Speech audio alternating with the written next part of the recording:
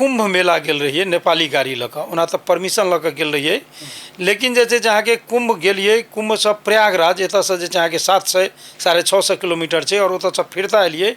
एको बेर हमरा सबके गाड़ीके कतौ केओ नहीं चेक केलकै। लेकिन अहाँके अखने देखबै जे एहिठामसँ जे छै नेपाल इंडिया से जे छै कोनो भी गाड़ी अबै छै तऽ पहिले एकटा भंसार कटाई छै। भंसार कटेलाके बाद ओकरा तत्काल ओही के बगल में सशस्त्र वाला एंट्री करे छै, ओहि के जस्ट बाद में एकटा फिर से एंट्री करे छै अहाँके जनपथ वाला। ई तीनू के एक एक आदमी के ओते भंसार पर बैसा देते तऽ नहीं हेतै एंट्री करऽ ला।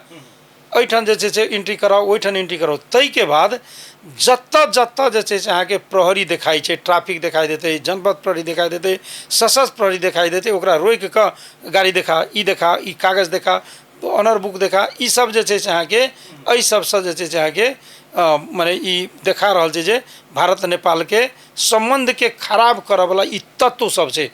एहिठाम अहाँके नेपाल में तीन माने नेपाल के जे दूटा पड़ोसी छै, दुनू मिला के अहाँके 3 अरब जनसंख्या छै दुनू पड़ोसी के। यदि हमसब 1% मात्र यदि वर्ष में पर्यटक भितरिया लिए तऽ अहाँके जे छै 3 करोड़ होइ छै। ओ 3 करोड़ पर्यटक जे एहिठाम एतै, एहिठाम जे सामान किनतै तऽ अहाँके नेपाल के धनिक हुए में टाइम नहीं लगतै।